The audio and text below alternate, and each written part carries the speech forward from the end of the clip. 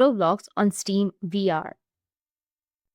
So if you want to set up Roblox on Steam VR, then what you need to do, first of all, you need to make sure that you have Steam VR and enable VR in Roblox. You need to launch Steam VR app before you open the Roblox on your computer.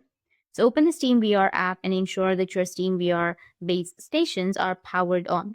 Connect your headset to your computer and turn on the controllers. The status icon in the Steam VR app and the lights on your VR hardware should turn green, indicating everything is enabled. Press the system button on either controller to open the system dashboard. And from the dashboard, you can open the Roblox. If Steam VR is properly set up and connected, you will see another option within the Roblox to enable virtual reality. After opening the Roblox with Steam VR running, you will find this option, enable it. And the next time you launch Roblox, you will be able to play in VR. Just ensure everything is running in the background, and I hope this helped you play Roblox in Steam VR. That's it, and if you have any questions, feel free to comment below. Thanks for watching.